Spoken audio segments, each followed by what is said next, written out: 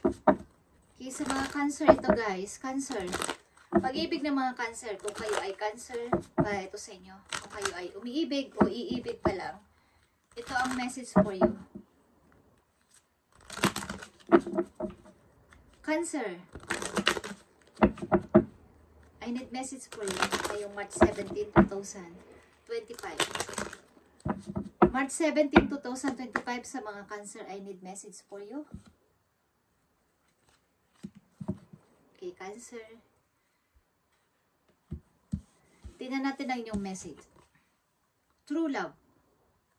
Okay. This is the romance of a lifetime. Cancer, true and lasting love is here for you. Okay, meron na ba kayong iniibig sa kasalukuyan at ito ay true love, guys? Ito ay pangmatagalan. At they are the one. Okay? You have already met the romantic partner you seek. Okay, kayo ay in love. Cancer na nandito sa reading. Kayo ay nakahanap na ng the one na sinasabi ng iba. Okay? Sa mga Cancer na nandito sa reading, ay masarap ang inyong nararamdaman. Sa ngayon, sapagkat kayo ay in love, ito ay true love na masasabi na lasting love in here for you. Okay?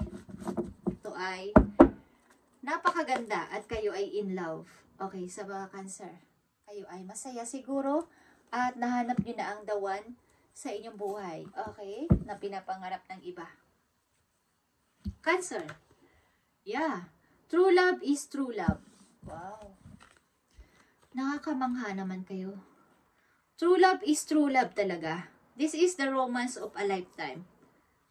Kayo na talaga. Cancer. Natagpuan nyo na ang isang pag-ibig na masasabi nyo makakasama nyo sa habang buhay. At nagmamahalan kayo ng tao na to. They are the one is, yeah, your attract romantic love, be enjoying this moment fully. Mukhang kayo ay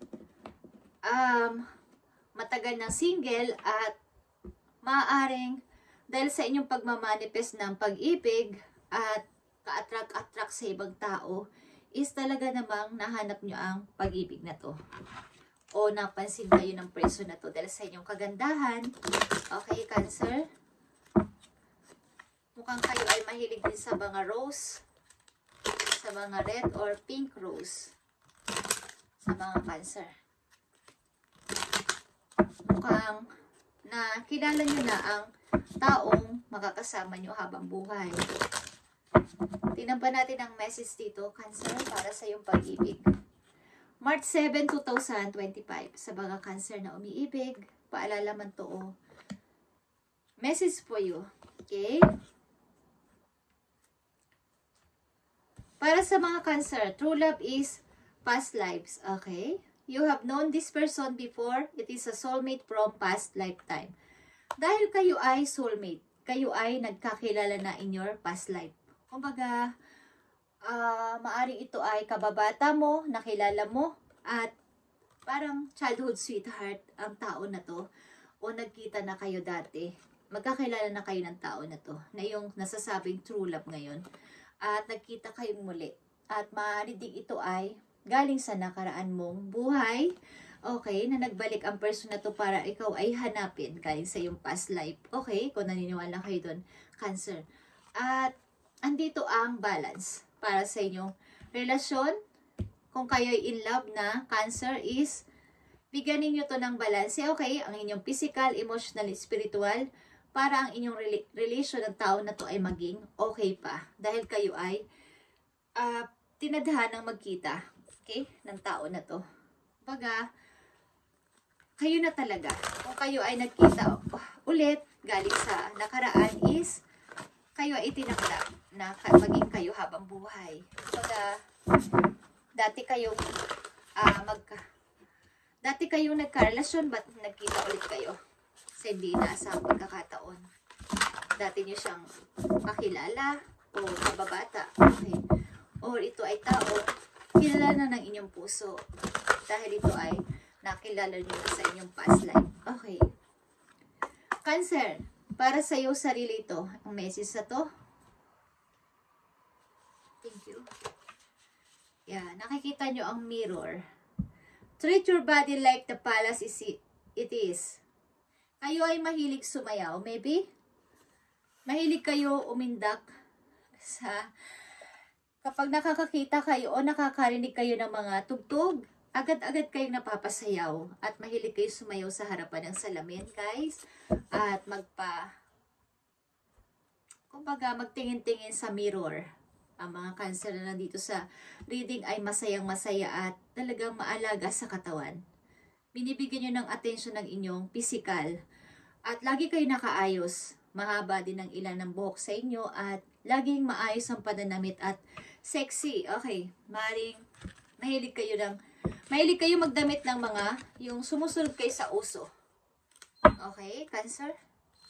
Mahilig kayo tumingin sa salamin at kayo ay in love, kaya lagi kayong napapa-in love. Ang mahilig din kayo sumayaw. Ilan sa inyo ay dancer?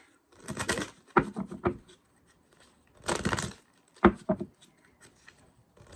So, bigyan nyo to ng balanse ang pag-ibig ninyo na to para ito ay tuloy-tuloy pa mag-grow sapagkat maayos ang pag-ibig nyo, Cancer, na nandito sa reading. Natagpuan nyo ng inyong true love na masasabi. Message po you, Cancer. Andito ang Blue Jay. Okay, ang pangalan ba ng inyong boyfriend ay Jay? Okay, nandito ang intuition, guys. Listen your intuition. You are encouraged to follow your feelings and intuition. This is a reminder that your personal power is in your own hands and that you are free to take flight in any time if you find yourself a situation that doesn't suit you anymore. Okay. Kayo ay maybe nakikinig o dapat makinig sa inyong inner voice para lahat ng inyong gagawin ay nasa sa tama. At maaaring kaya kayo ay nakakangiti ng maayos, nahanap ang tao na mahal talaga ninyo is nakikinig kayo sa inyong sarili at pinapakiramdaman nyo ang inyong feelings kaysa makinig sa ibang tao. Sa mga Cancer nandito ay nagtutuloy-tuloy sa buhay at nakikinig sa sariling opinion nila, sa sarili nilang nararamdaman, hindi sa payo ng iba. Okay? At maaaring kung danas man kayo ng mga situation na hindi na nababagay o naaangkop sa inyo na alam nyo kayo mapapahamak or magkakaroon ng problema ay agad-agad nyo inaalisan sapagkat nakikinig nga kayo sa inyong intuition. Okay, ilan sa inyo? So, tingnan natin ang pag-ibig na to, Cancer, sapagkat napakadali lang ng yung message. At napakaganda. Patungo na to sa maaring pagsasama sa isang bahay o isang bubong o nagsasama na kayo talaga sa ngayon. Okay? Mukhang ito na yon, person na to. Maaring may mga naging karelasyon ka din sa una at hindi naman nagtagumpay, but ang tao na to ang parang nakita mo ulit. Okay. Maaring kababata mo to. At maaaring galing ito sa iyong past life. Nung nagkita kayo ay parang kilalang-kilala na siya ng iyong puso. At pinakiramdaman mo yung nararamdaman, ang feelings mo, yung tinitibok ng puso mo at ginawa mo yung tama. Okay? Kaya masayang-masaya ka sa ngayon at umiinda ka sa harapan ng salamin. Masaya ka, ang aura mo. Okay? Tingnan natin, Cancer, ang iyong message pa. Nandito ang spiritual, Cancer, sa inyong pag-ibig. Your spiritual journey is beginning. Sapagkat ang ilan sa inyong Cancer na nandito ay malapit sa malakas ang pananampalataya. Nagkaroon siguro kayo ng spiritual awakening, guys, at kaya yung inyong intuition ay sinusunod ninyo. Humingi kayo lagi ng guide dun sa heaven. Kapag kayo may plano, may gustong tao, may problema, lagi kayong humihingi ng guide na kayo ay tulungan, bigyan ng guide, knowledge, at sinusunod ninyo ang mga sign na inyong nararamdaman, nakikita, at tinitibok na inyong puso. Kaya ganito ang nangyari sa inyong buhay. Nagkaroon ng magandang resulta. Okay? Sa kasalukuyan. At ipagpatuloy nyo to, guys. Ito ay nagsisimula pa lang ang inyong journey spiritual. Kung kayo ay malapit kay Lord. Okay? Meron kayong peace of mind sa kasalukuyan. Sapagkat lahat ng inyong nangyayari sa buhay nyo ngayon ay positive. Tingnan natin ang message sa iyo ng yung person o message mo sa kanya. Maaaring ito man ay sa nakaraan o kasalukuyan mong person. Cancer. Okay, are you thinking about me? Okay, tinatanong kayo ng inyong person. Cancer, kung naiisip mo daw pa siya. I want to fall asleep next to you, okay? Maaaring gusto kanyang makasamang matulog sa isang tulugan. Okay, Cancer. Maaaring gusto ka na niyang makasama o magsama na kayong dalawa, okay? Thank you, Cancer, at ito inyong message, love message ngayong March 17, 2025, at congratulations at nakilala at nakita mo na ang tao na ibinigay sa iyo ni Lord sa iyong kasalukuyan. Okay, at magpatuloy kayong dalawa sa inyong magandang samahan na to at bigyan ng balanse ito, guys. Yung inyong physical, emotional, and spiritual. At ang inyong spiritual journey ay nagsisimula na. Kaya kayo ay masaya. At maaaring mahilig kayong sumayaw. Kaya ang inyong aura ay maganda.